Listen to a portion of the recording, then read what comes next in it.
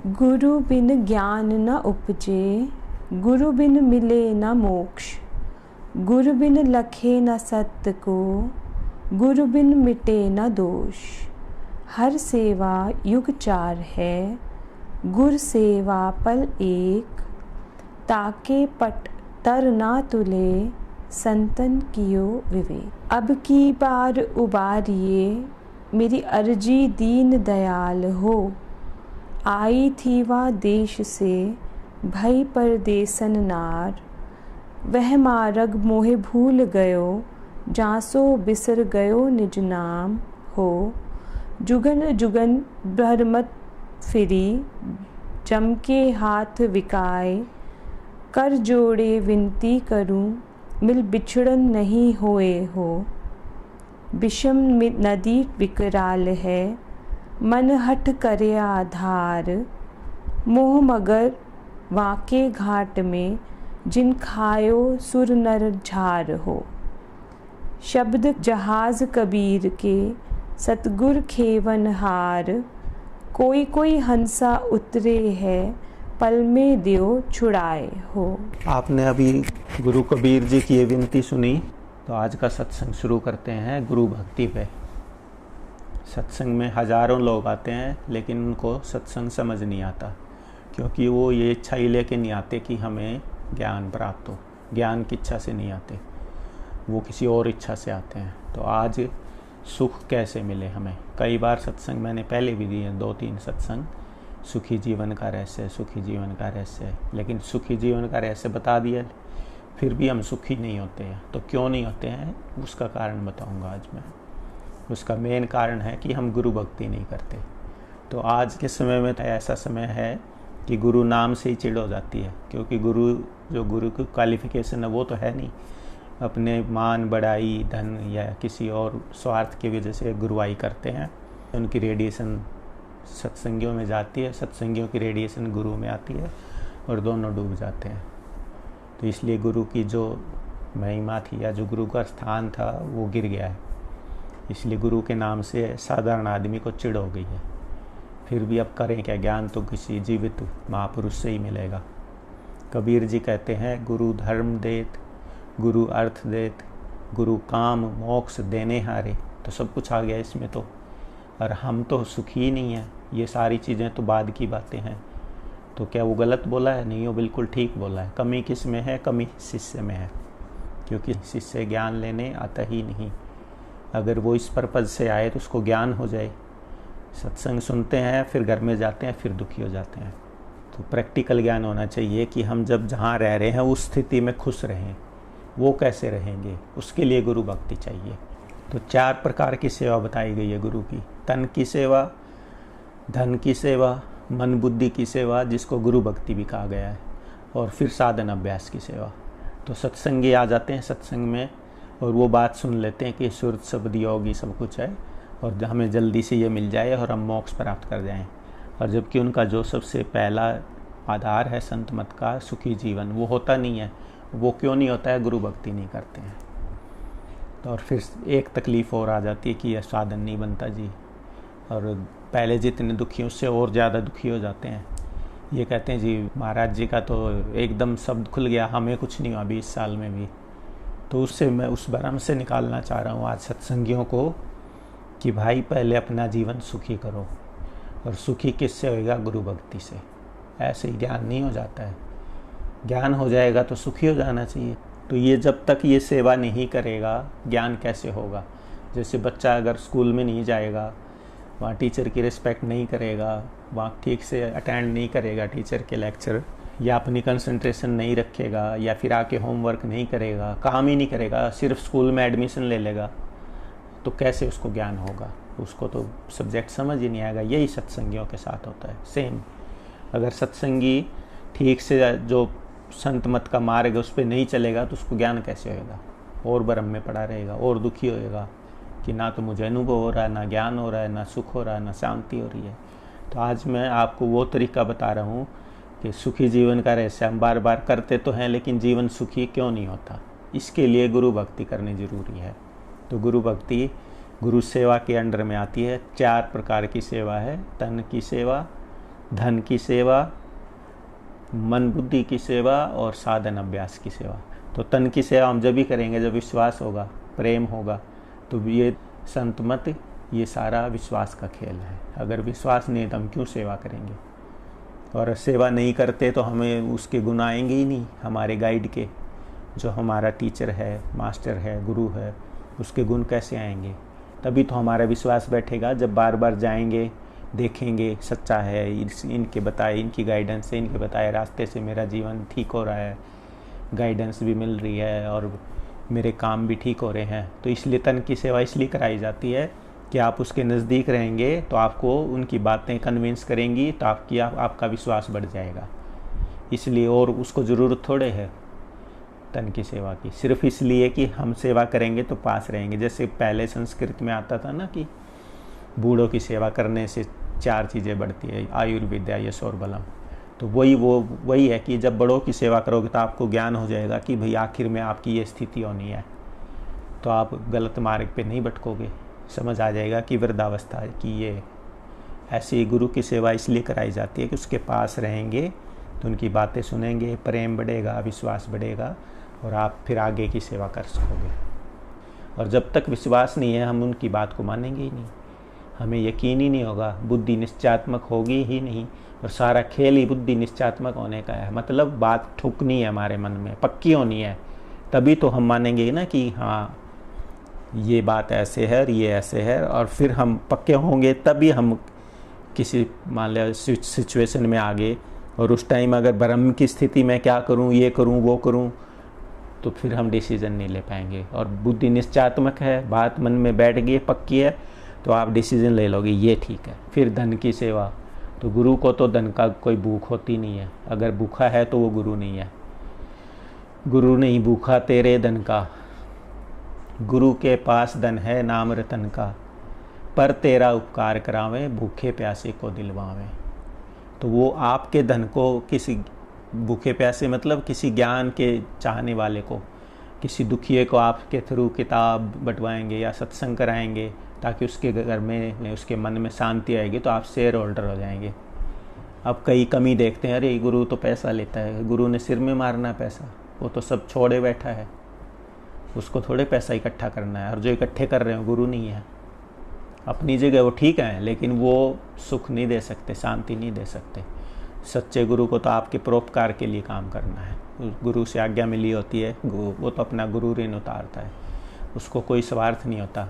लेकिन जिन जीवों के भाग्य में नहीं है ज्ञान, वो कमी देख लेंगे, अरे ये तो सेवा लेता है गुरु, कैसा गुरु है। जिसको गुरु मानते हो उसको पहले जांच परख लो, अपनी जितनी बुद्धि उससे सही जगह जाओ और सही जगह जाके उसको पूरा मान लो। फिर कमी मत देखो, कमी तो हर इंसान में है, और इंसान मानोगे तो विश्वास ही नहीं बनेगा। इसीलिए कहा है गुरुर ब्रह्मा गुरुर विष्णु गुरुर्देव महेश्वरा गुरुर साक्षात परब्रह्म तस्मै श्री गुरुवे नमः। यानी उसको वो परमात्मा का रूप मान लो। वो है या नहीं है इस चीज़ का तो निर्णय हम कर ही नहीं सकते, इतनी बुद्धि हमारे में होती ही नहीं, हम तो अज्ञानी जीव हैं। वो तो बाद में पता लगता है, जब हमें ज्ञान हो जाएगा तब हमें पता चलेगा कि गुरु की कितनी कमाई है गुरु की। तो कंजूसी हम पकड़े बैठे रहते हैं धन को, ना तो सेवा करते, ना सत्संग कराते, ना ज्ञान का दान करते, किताबों का। जब कुछ इन्वेस्ट ही नहीं करोगे मिलेगा क्या? इस संसार में तो इस हाथ से दे उस हाथ से ले ले। हमें अगर माचिस भी एक डब्बी खरीदनी है तो 5 रुपये देने हैं, एक चाय भी पीनी है तो 15 रुपये देने हैं। तो इतना ज्ञान जो आपको जीवन भर सुखी कर दे, मुफ्त में कहाँ से मिलेगा?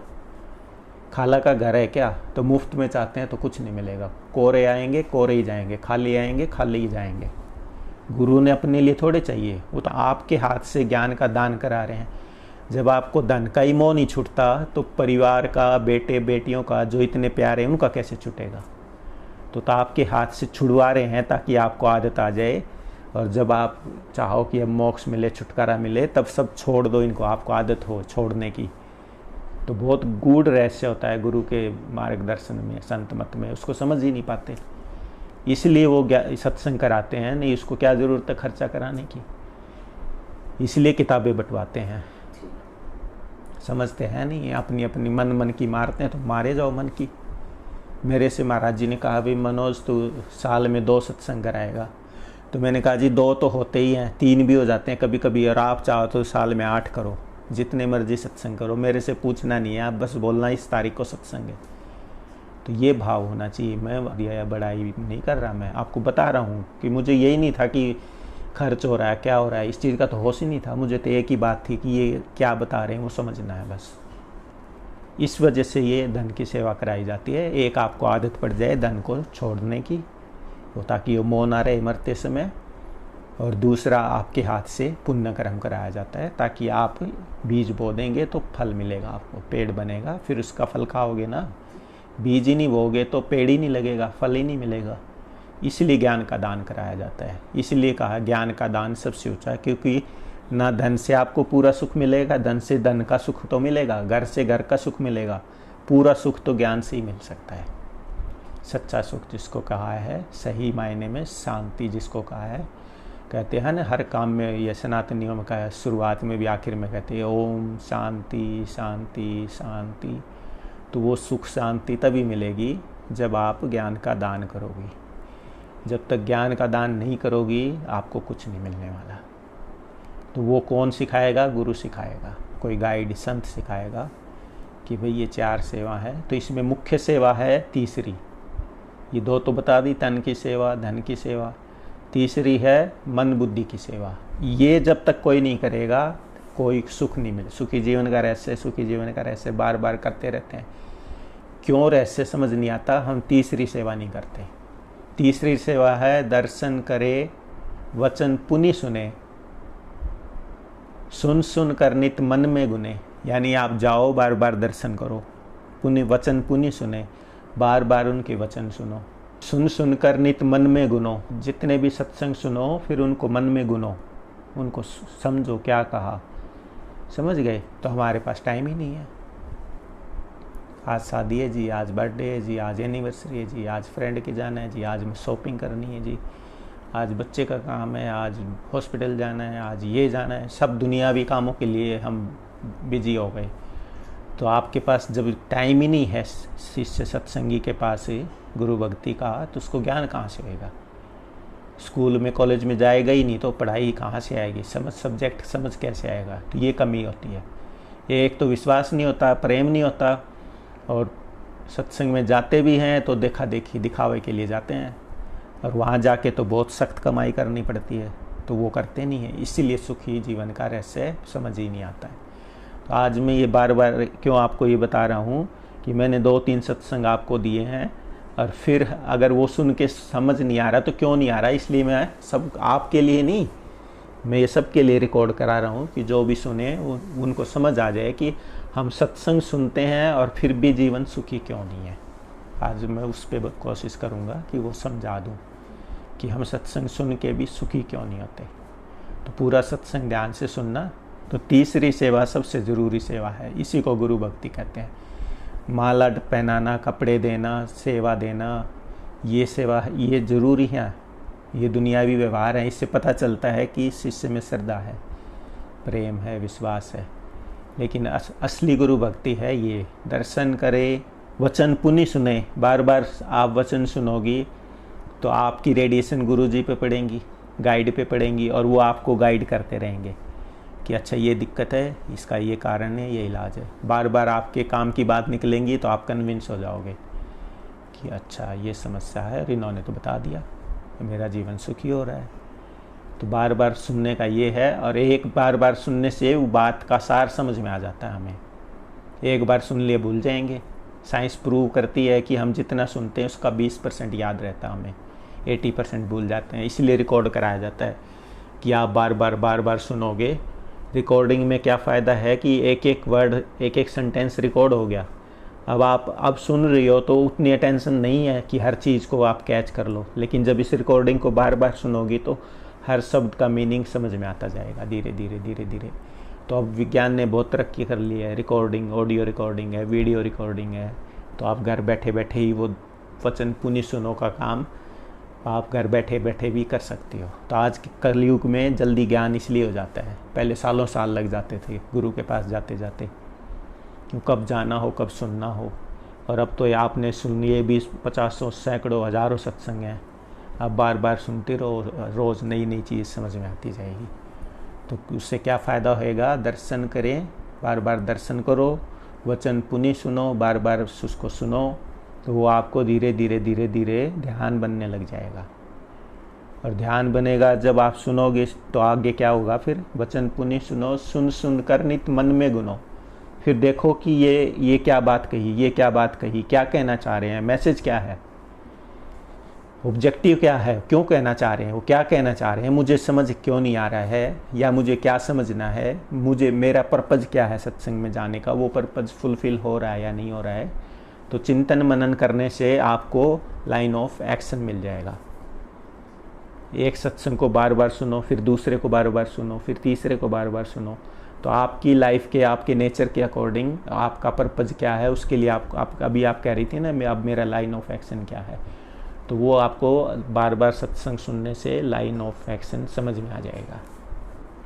तो समझे गुरु भक्ति? फिर से मैं रिपीट कर रहा हूँ, दर्शन करे वचन पुनि सुने, सुन सुन कर नित मन में गुने, गुन गुन कर काढ़ ले सारा।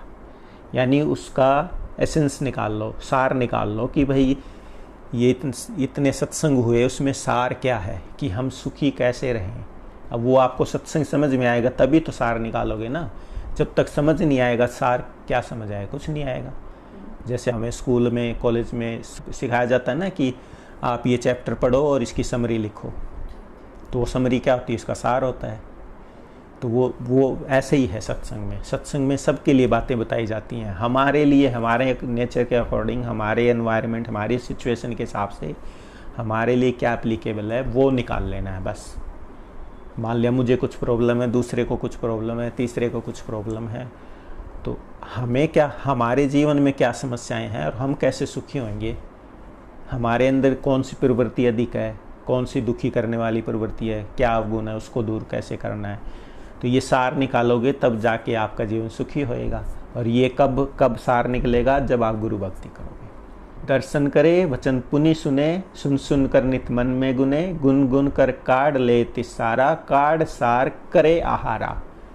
आहार करने का मतलब है अब उसको इम्प्लीमेंट करो, एग्जीक्यूट करो उस बात को। आपको मान लिया कोई सत्संगी है, उसको समझ आ गया कि मेरा क्रोध का अंग ज़्यादा है, मुझे गुस्सा ज़्यादा आता है, उसको समझ आ गया सत्संग में कि भाई गुस्से से आपको दुख होगा, जिसको कहोगे उसको दुख होगा। दूसरे सत्संगी को समझ में आ गया कि भाई मेरे अंदर काम अंग ज़्यादा है। तीसरे सत्संगी को समझ आ गया कि मेरे अंदर मोह का अंग ज़्यादा है। चौथे सत्संगी को समझ आ गया कि मेरे अंदर क्रोध अधिक है, लोभ अधिक है, 2 अवगुण हैं ज़्यादा। तो हर आदमी में कोई ना कोई अवगुण अधिक होता है और कोई ना कोई गुण भी होते हैं सब में। ये नहीं है कि अवगुण ही अवगुण है, गुण भी होते हैं। तो सत्संग से ये समझ में आएगा मेरी स्ट्रेंथ क्या है, मेरी वीकनेस क्या है और मेरी काइंड ऑफ वीकनेस क्या है। मतलब हमें समझ आ जाएगा कि गुस्सा ज़्यादा है तो गुस्से को कंट्रोल करोगे आप, काम अंग ज़्यादा है तो काम अंग को ज़्यादा कंट्रोल करेंगे। यानी जो कमी होगी फिर हम उस पर इम्प्लीमेंट करें ज्ञान को, उसको, और उसको ठीक करें। काढ़ सार करे आहारा, कर आहार पुष्ट हुआ भाई। पुष्ट होने का मतलब एक तो है फिजिकली पुष्ट होना, हेल्दी होना। यहाँ पुष्ट होने का मतलब है कि जब आप अपनी कमियों को दूर कर लोगे सत्संग सुन के, सार समझ के, और उसको इम्प्लीमेंट करोगे तो आपका मन मजबूत हो जाएगा, विल पावर बढ़ जाएगी। यहाँ पुष्ट होने का ये मतलब है कि आपकी विल पावर बढ़ जाएगी कि अच्छा मेरे अंदर क्रोध अधिक था, धीरे धीरे धीरे धीरे प्रैक्टिस करके मैंने क्रोध अंग को काबू कर लिया है। तो आप में हिम्मत आ जाएगी, विल पावर बढ़ जाएगी कि देखो गुरु कृपा से मैंने ये क्रोध अंग अधिक था और अब मैं शांत रहता हूँ। तो आप में विल पावर आ जाएगी कि नहीं। फिर दूसरे किसी अवगुण पे काम करना शुरू कर दोगे, अरे मैंने ये ठीक कर लिया तो अब दूसरा भी होगा, इसका मतलब तो पुष्ट हुआ भाई। ये पुष्ट होने का मतलब है। कर आहार पुष्ट हुआ भाई, जग भय भो सब गई नसाई। फिर आपको किस बात का डर? जब हमने अपने अवगुण ही दूर कर लिए, जब हम कोई गलत काम ही नहीं करेंगे तो हमें भय ही नहीं लगेगा। जब हमें पता चल जाएगा कर्म फिलॉसफी का कि ये अच्छे कर्म करेंगे तो सुखी रहेंगे और बुरे कर्म करेंगे तो दुखी रहेंगे, अच्छी सोच रखेंगे तो सुखी रहेंगे और बुरी सोच रखेंगे तो दुखी रहेंगे। और जब आपको ज्ञान और अज्ञान का पता ही चल गया, विजडम आ गई है, तो फिर आप क्यों दुखी होंगे? दुखी हो ही नहीं सकते। तो उसमें सुखी जीवन का रहस्य में सारे बताए थे कि किस किस वजह से हम दुखी होते हैं और उसको क्या क्या उसका निदान है, यानी उसका क्या क्या सॉल्यूशन है, ये बताया था।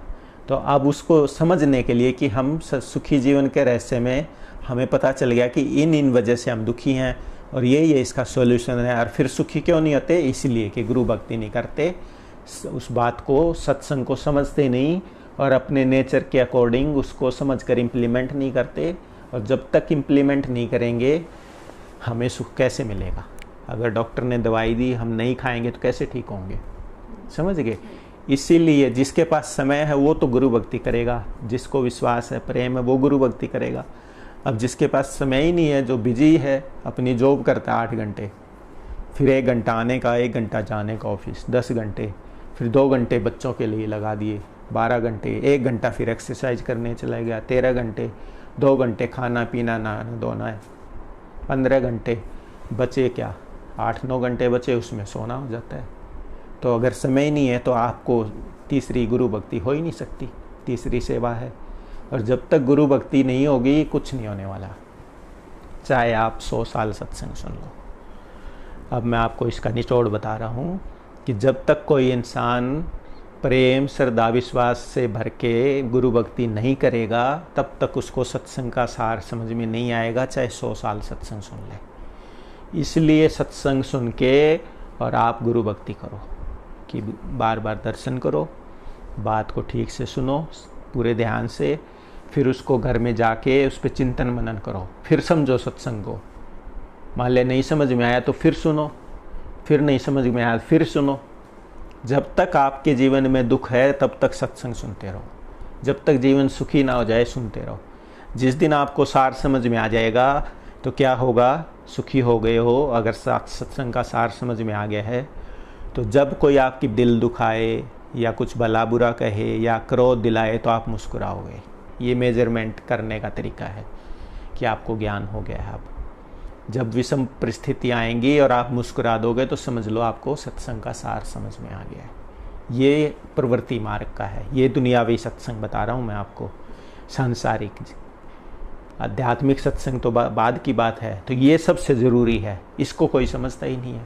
गुरु भक्ति करते नहीं है, नहीं करे तो हवा खाओ, सुनते रहो सत्संग।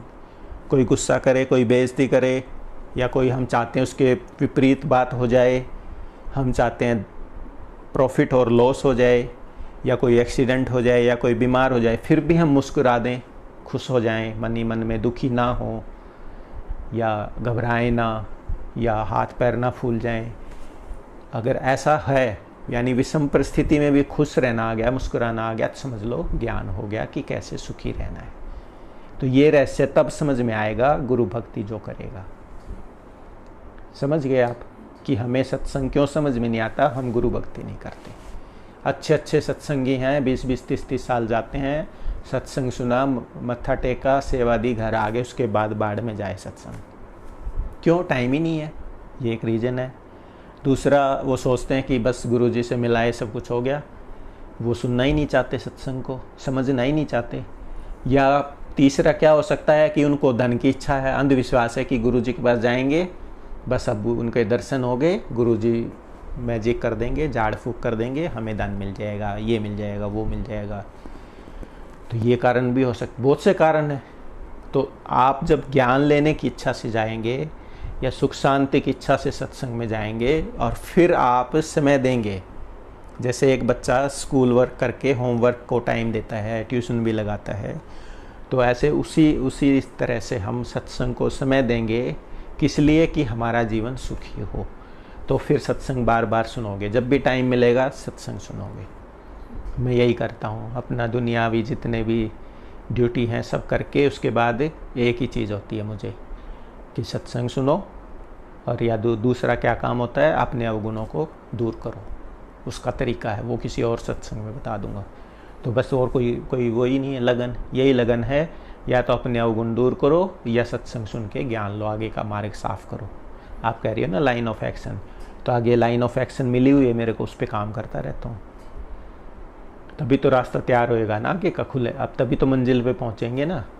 तो अभी आप आज समझ गई कि हमें सुखी जीवन का रहस्य तो बता दिया, अब हमें समझ क्यों नहीं आता? क्योंकि गुरु भक्ति नहीं की।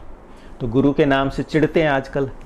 तो भाई गुरु मत कहो, तुम गाइड कह लो या ज्ञानी कह लो या हमारा शुभ चिंतक कह लो, जो मर्जी कह लो, नहीं अच्छा लगता। जिसको नहीं लगे तो कम से कम जो अच्छी बात लगे वो तो ले लो। हम नहीं कह रहे हैं कि आप गुरु जी करो, गुरु के नाम से नफरत छोड़ो।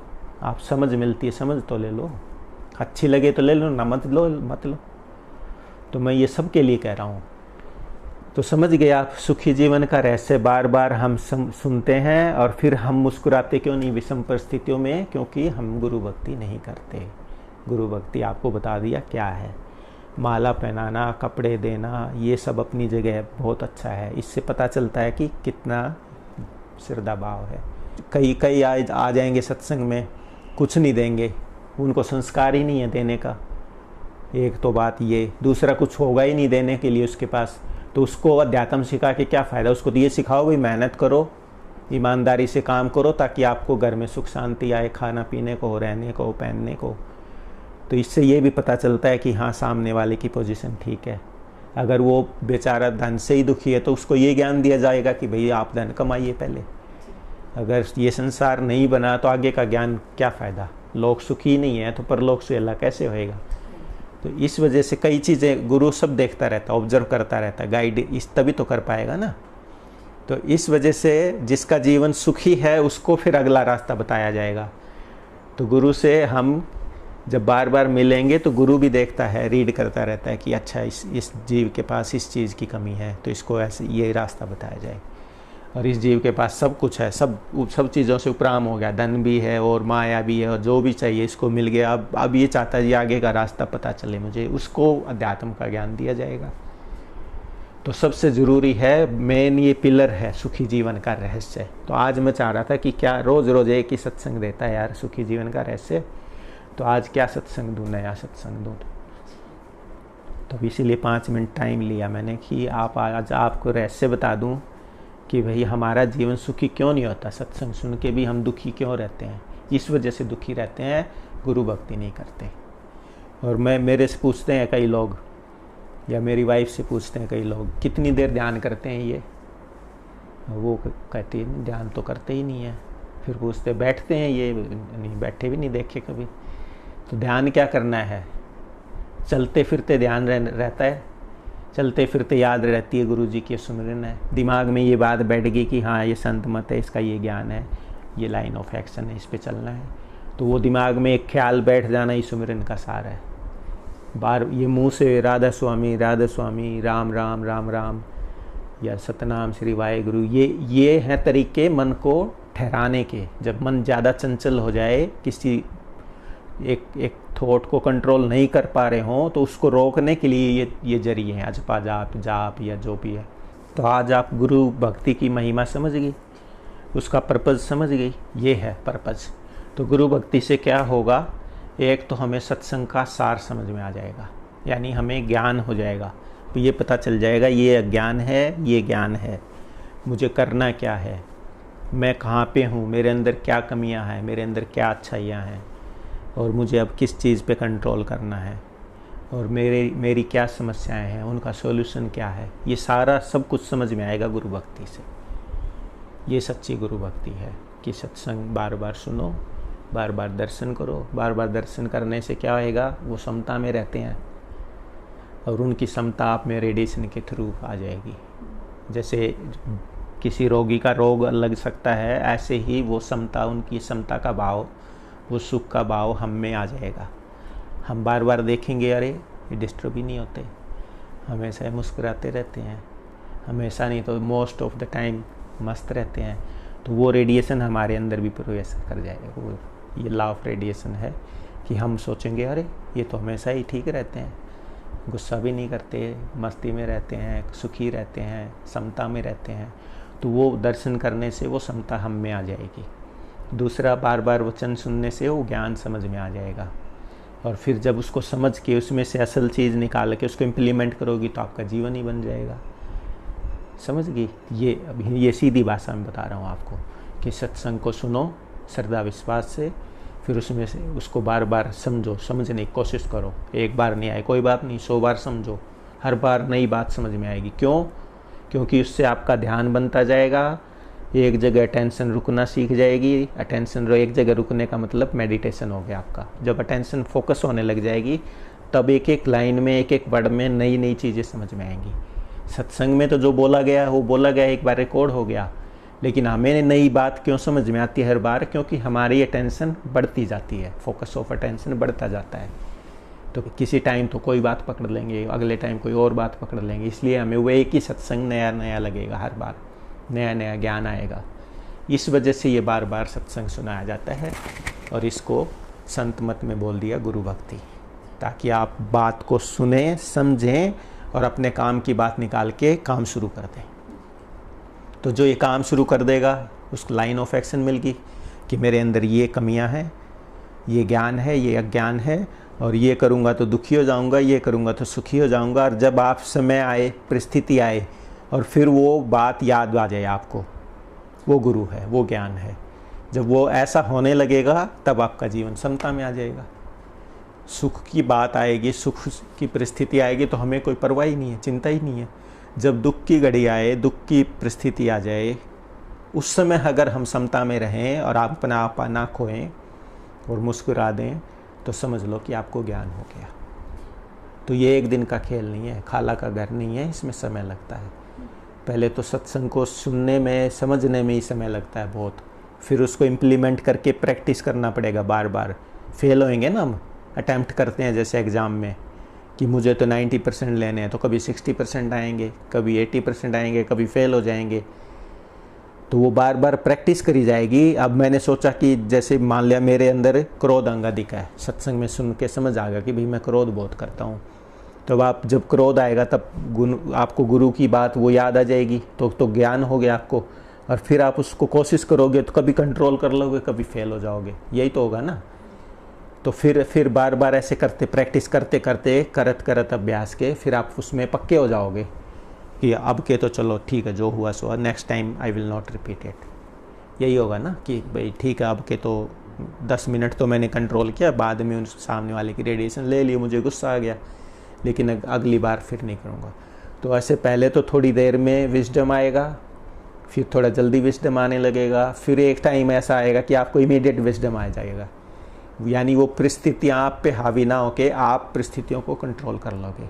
जो कंडीशन, सिचुएशन आपके सामने आएगी, आपको तुरंत विवेक हो जाएगा और आप सब बोलने से पहले ही सोचने लग जाओगे कि ये बोलना है, ये नहीं बोलना है, और सामने वाला किस स्थिति में है और मैंने क्या करना है।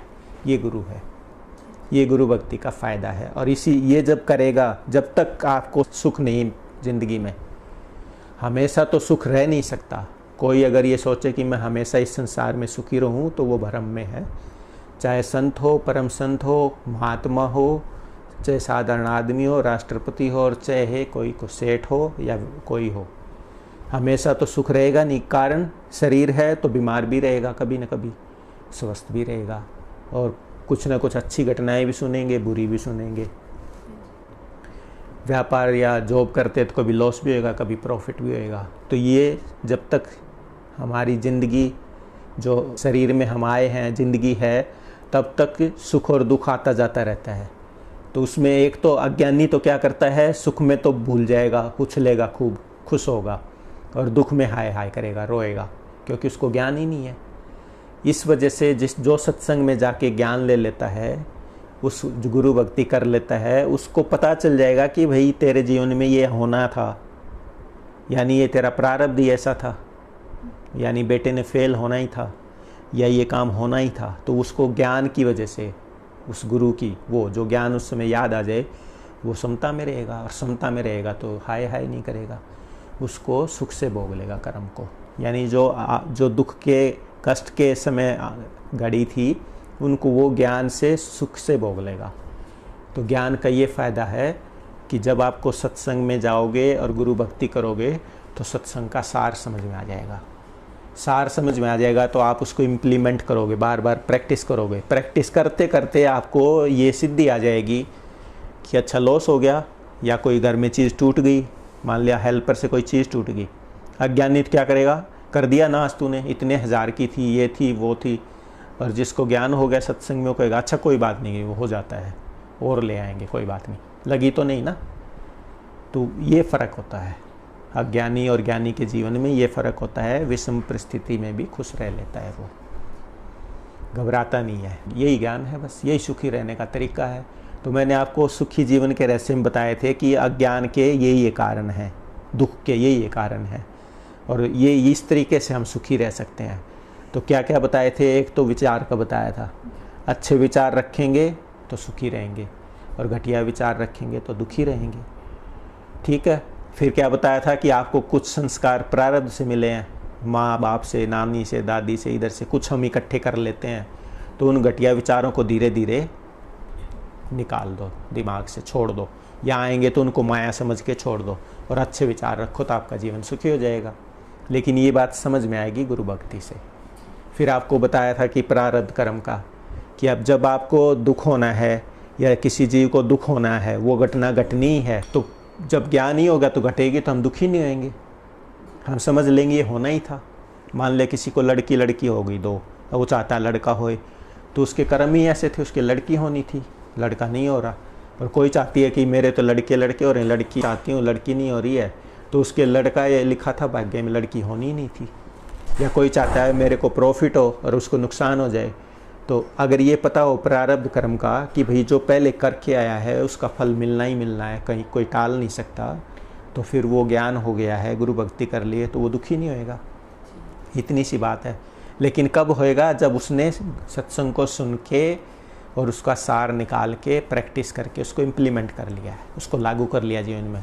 अगर सत्संग को बार बार सुन के समझा नहीं है और इम्प्लीमेंट नहीं किया है तो ज्ञान भूल जाएगा, वो उसको याद नहीं आएगा। इसलिए ज्ञान को अपना बनाना पड़ता है। किताब में है या गुरु के पास है तो वो तो उनके काम का है। हमारा ज्ञान कब होएगा? जब गुरु भक्ति करेंगे। तो बार बार आज आपको गुरु भक्ति पे बोला है ताकि हमें सत्संग समझ में आ जाए, ताकि हमारा जीवन सुखी हो जाए। और फिर आपको बताया था ब्रह्मचर्य का, तो सुखी जीवन के रहस्य का जो सार है, मेन पॉइंट वो बता रहा हूँ। अब हमें पता चल गया कि भाई हमने जो पहले कर लिया सो कर लिया, अब हमने ठीक रहना है। तो अगर बात समझ में आ गई, दिल में पक्की बैठ गई, तो आज से शुरू कर दो काबू करना। कई फेल हो जाते हैं, वो कहते हैं जी मैं तो फिर गिर गया। कोई बात नहीं भाई, कम से कम आप चल तो रहे हो, तभी तो गिरे। जो बेचारे उल्टी दिशा में चल रहे हैं और गिर रहे हैं और मरते जा रहे हैं, उनसे तो बेटर हो आप। और प्रैक्टिस करोगे तो एक दिन कामयाब हो जाओगे। उम्मीद रखो, ऑप्टिमिस्टिक रहो, आशावादी रहो। निराशावादी क्यों रहते हो? आशावादी रहो कि चलो मैंने इतनी तो कमाई कर ली, इतना तो है कि मेरे अंदर और गिरावट नहीं आ रही है, जितना पहले से गिरा हुआ उतना ही गिरा, तो एक दिन संभल जाओगे। और फिर बार इसमें तो सत्संग में, इस संत मत में इतनी ताकत है कि जग भय वो सब गई नसाई कह दिया, तो सब भय सब खत्म हो जाएंगे आपके। ज्ञान लेना है और उसको समझना है बस। ब्रह्मचर्य का बता दिया, जो ब्रह्मचर्य में पालन नहीं करेगा, कंट्रोल नहीं करेगा, तो खून में कमी आ जाएगी, और जिसके खून में कमी है बेचैन रहेगा, दुखी रहेगा। डिटेल में बता रखा आपको, शॉर्ट में अब बता रहा हूँ इसलिए कि फिर से वो पॉइंट यहाँ पे आ जाए। तो जिसके खून में कमी है वो कुछ कर ले, उसको शांति मिलेगी कहाँ से? शांति, ब्रेन फंक्शन करने के लिए कुछ वाइटल एलिमेंट्स होते हैं, हार्मोन्स होते हैं। वो हार्मोन्स ही नहीं मिलेंगे तो दिमाग खुश कैसे रहेगा?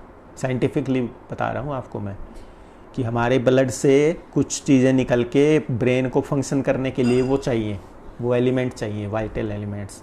वो फिर दिमाग सही फंक्शन करेगा तो बॉडी के ऑर्गन्स हैं वो हार्मोन्स निकालते हैं। जब खून में ही कमी है तो वो हार्मोन्स बनेंगे नहीं, हम दुखी हो जाएंगे, बेचैन हो जाएंगे, ज़रा सी बात में चिड़चिड़े हो जाएंगे। या जिस चीज़ को, समस्या को हम इजीली सॉल्व कर लेते या उसको एब्जॉर्व कर लेते, सहन कर लेते, नहीं कर पाएंगे। ज़रा सी बात में गुस्सा आ जाएगा और पता ही नहीं चलेगा। इज्जत करनी चाहिए, प्यार से बोलना चाहिए, यानी पगला जाएगा। तो समझ लो भाई, इतना महत्वपूर्ण, इतना इम्पोर्टेंट है ये, तो इस सबसे ज़रूरी है इस पे काम करना। तो एकदम तो छूटेगा नहीं, धीरे धीरे कोशिश करते जाओ। और फिर रो मत, फेल हो जाओ तो रो मत, धीरे धीरे कोशिश करो। कईयों का ये होता जी मैं तो करता हूँ पति नहीं करता, और मैं तो करती हूँ पति नहीं करता, और मैं तो करता हूँ पत्नी नहीं मानती। तो कोई बात नहीं, आप कर लो अपने ऊपर कंट्रोल, धीरे धीरे आपकी रेडिएशन और बाकी सदस्यों पे घर पे आ जाएगी। अगर एक घर में एक भी अच्छा इंसान हो तो उसकी अच्छाई सब में फैल जाएगी। एक अगरबत्ती घर में जला दो, सारे घर में खुशबू हो जाती है। तो एक इंसान सन्मार्ग पे चलेगा तो विश्वास रखो गुरु पे, बाकी भी सन्मार्ग पे चलेंगे। नहीं चलेंगे तो आपको ज्ञान हो गया, आपको तो क्या भय है। हमें तो अपना जीवन सुधारना है, बाकियों के भाग्य में जो लेके आए वो होगा। कुछ तो पिछला भाग्य लेके आए, कुछ इस जन्म के कर्म होते हैं। तो जो अच्छे कर्म करेगा, अच्छा भाग्य लेके आएगा, उसको अच्छा मार्ग मिल जाएगा। नहीं तो जाओ भाई, तुम पहले ले लो एक्सपीरियंस दुनिया का, फिर आ जाना इधर। तो ये बता दिया। अज्ञान का बताया था कि अज्ञान की वजह से दुखी हैं। तो जब ज्ञान ही हो गया सत्संग में तो फिर किस बात का दुख है। तो ये सुखी जीवन के रहस्य में बताए थे। लेकिन हमें क्यों सुख नहीं मिलता, आज वो बताया आपको कि हम गुरु भक्ति नहीं करते, हमारे पास समय ही नहीं होता। समय होता है तो हम गाड़ी चलाते हुए सत्संग सुनते हैं, तो उसमें हमारी अटेंशन तो एक ही जगह लग सकती है। हम गाड़ी चला रहे हैं तो 90% तो उसी में, 80% अटेंशन उसी में है। अब सत्संग सुनोगे तो कहाँ समझ में आएगा। मैं तो एक ही सत्संग को 100 बार सुन लेता हूँ और बिल्कुल पूरी अटेंशन से सुनता हूँ, और फिर भी 101वीं बार सुनता हूँ तो कुछ नया समझ में आता है। तो ये नहीं है कि गाड़ी चलाते वक्त ना सुने, मैं ये नहीं कह रहा, लेकिन उसमें पूरा समझ में नहीं आएगा। कई कहते हैं मैं तो बर्तन साफ करते हुए सुन लेती हूँ सत्संग, तो वो ठीक है, वो ना से तो अच्छा ही है। Something is better than nothing. लेकिन जब तक पूरे ध्यान से, फुल अटेंशन से नहीं सुनोगे, वो रहस्य समझ में नहीं आएगा। आप बर्तन साफ करते हुए सुनो, बहुत अच्छा है। सफाई करते हुए सुनो, बहुत अच्छा है। खाना बनाते हुए सुनो, वो अच्छा है। और किसी समय सुनो, अच्छा है। लेकिन उससे पूरा समझ नहीं आएगा, क्योंकि अटेंशन डिवाइडेड है हमारी। उस काम में भी ध्यान लगा हुआ है और फिर सत्संग भी चल रहा है। तो मेन जो बात हमारे दिमाग में पक्की होनी थी, वो पक्की नहीं होती। इसलिए आप ये काम करते हुए सुनो, लेकिन सत्संग सुनने के समय जब आपके पास फुर्सत हो तो फुल अटेंशन से सिर्फ सत्संग सुनने के लिए समय निकालो, ताकि सब तरह से दिमाग, इसके लिए तो कहा है तन गुरु को तन मन धन दे दो।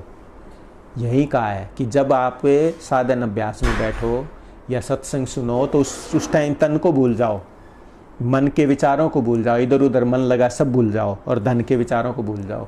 ये नहीं है कि तन भी दे दो गुरु को, धन भी दे दो, उसका मतलब ये नहीं है। इसका मतलब ये है कि जब आप साधन अभ्यास करो या सत्संग सुनो, उस समय ये तन मन धन के विचार भूल के और अपनी अटेंशन, अपने ध्यान को एक जगह लगा के और पूरे ध्यान से कोशिश करो सुनने की। तरह तरह के विचार आएंगे, वो सब छोड़ दो विचार, और फिर सत्संग सुनो। फिर भी समझ में नहीं आएगा। मैं क्यों कह रहा हूँ, मेरे रोज़ का अनुभव है। एक ही सत्संग को 20-20, 30-30, 50-50 बार 9 साल हो गए सुनते हुए, और फिर सुनता हूँ, अरे नई बात बोली आज तो, नई बात बोली आज तो। समझ गए? तो जितना आपका ध्यान बढ़ता जाएगा, जितना गहरा ध्यान होता जाएगा, उतना सत्संग समझ में आता जाएगा। तो कितना सत्संग सुनो, दिन में 2 बार सुनो कम से कम। और 2 बार नहीं सुनते तो कबीर जी का है ये कि कितनी बार जाएं गुरु के पास, 2 बार जाओ। 2 बार नहीं जा सकते तो 1 बार जाओ दिन में। 1 बार नहीं जा सकते तो हफ्ते में 2 बार जाओ। हफ्ते में 2 बार नहीं जा सकते तो 1 बार जाओ। हफ्ते में 1 बार नहीं जा सकते तो 15 दिन में 1 बार जाओ। ये बताया गया कि कितनी, गुरु कबीर जी ने कोई कसर नहीं छोड़ रखी है। तो ये है कितना सत्संग सुनो, जितना आप अफोर्ड कर सकते हो शांति से पूरे टाइम। तो अभी मैं क्या बात बताना चाह रहा था कि जो लोग काम करते हुए, खाना बनाते हुए, सफाई करते हुए, गाड़ी चलाते हुए सत्संग सुनते हैं, तो उसमें कुछ समझ में आएगा, पूरा समझ में नहीं आएगा। इसीलिए जब आप हर चीज़ से फ्री हो गए, अब टाइम है, चाहे आधा ही घंटा है तो आधा घंटा सुन लो सत्संग, लेकिन सिर्फ सत्संग सुनो। तन मन धन के विचारों को भूल जाओ। अगर आपको कोई काम करना है तो काम कर लो आप। सत्संग तो पूरे जीवन का सार है। आपको जीना सिखाएगा, सुख से रहना सिखाएगा और आगे मोक्ष का मार्ग बताएगा। तो उस टाइम तो आप बर्तन साफ कर रही हो, उस टाइम आप सफाई कर रहे हो या कुछ और काम कर रहे हो, तो भाई वो काम कर लो। आपके लिए वो काम, संसार जरूरी, संसार का काम कर लो। ये तो उनके लिए है जो सब हर चीज़ से तृप्त हो गए हैं। राज ऋषियों के लिए ये ज्ञान। तो जब मैं सत्संग सुनता हूँ, उस समय सुनता हूँ कि सब काम से फ्री हो गया, अब ये मेरे पास फ्री टाइम है, इसमें सिर्फ सत्संग सुनना है। तो ऐसा टाइम आप सेलेक्ट कर सकते हो आपकी लाइफ में कब आता है। तो जब भी मौका मिले इस भाव से सत्संग सुना। काम करते हुए सुनो, कोई हर्ज नहीं है उसमें।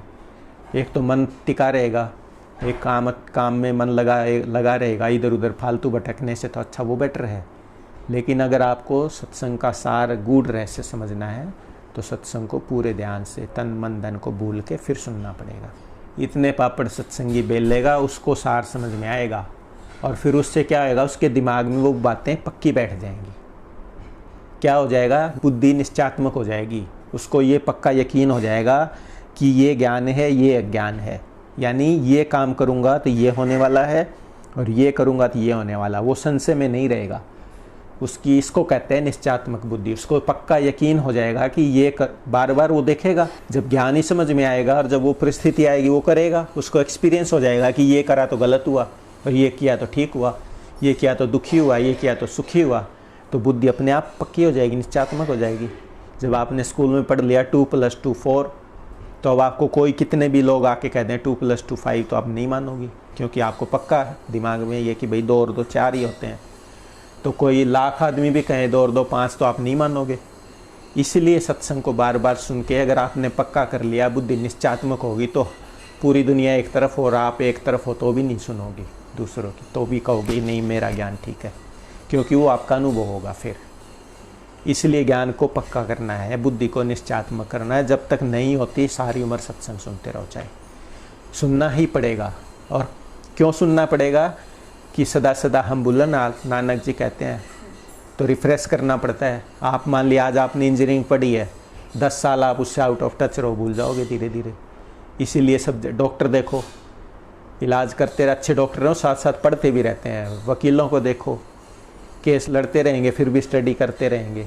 क्यों? ताकि वो उनको याद रहे ज्ञान, वो अपने अपने फील्ड का ज्ञान वो फिर पढ़ते रहते हैं साथ साथ। इसीलिए सत्संग को भी जब आपको पूरा ज्ञान भी हो जाए, सब कुछ आपको अनुभव भी हो जाए, फिर भी आप सत्संग सुनते रहो, क्योंकि सदा सदा हम भूलनहार, हम भूल जाते हैं, गलतियां करते रहते हैं।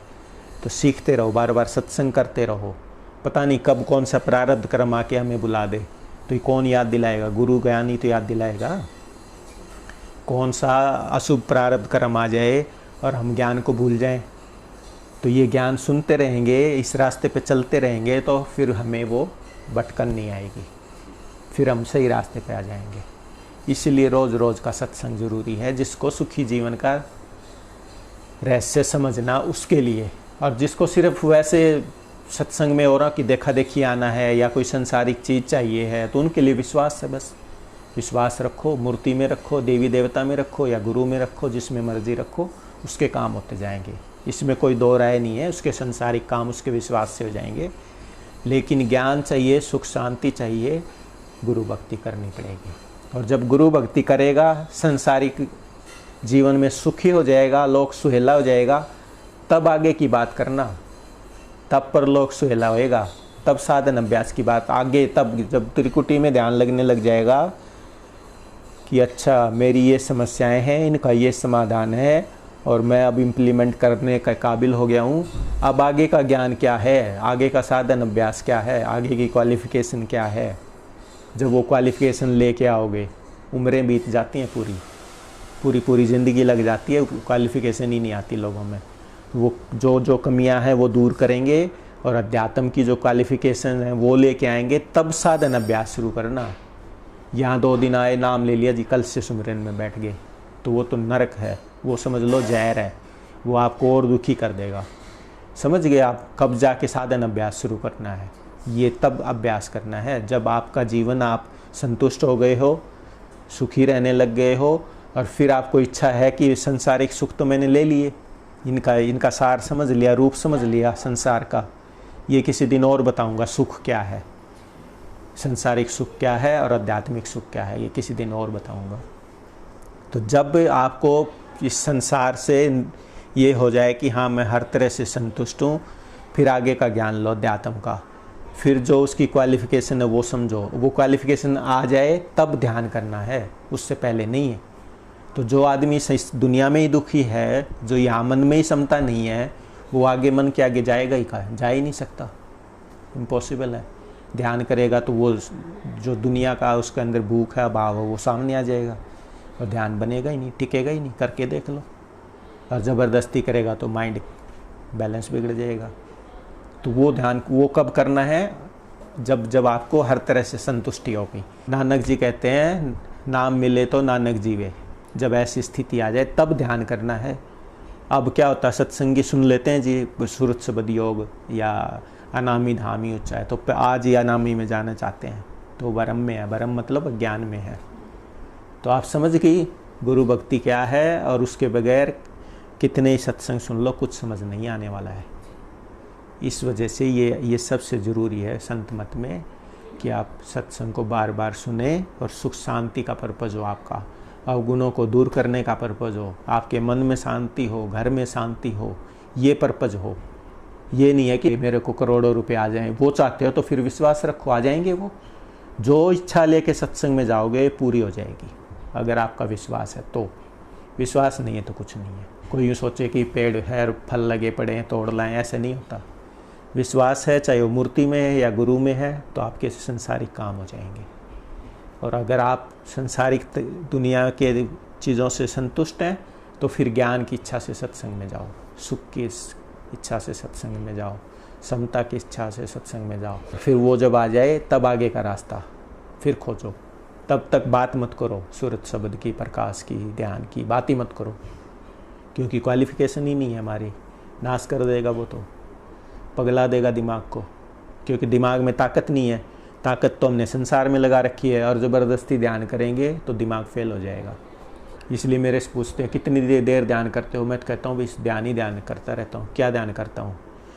कैसे जीवन सुखी हो, कैसे जो क्वालिफिकेशन है मुझे समझ आ गया, ये क्वालिफिकेशन, वो क्वालिफिकेशन कैसे अचीव की जाए। तब ध्यान करने की ज़रूरत नहीं, अपने आप आ जाएगा। कुछ करना ही नहीं है। नानक नदरी नदर निहाल, यानी देखते काम हो जाएगा।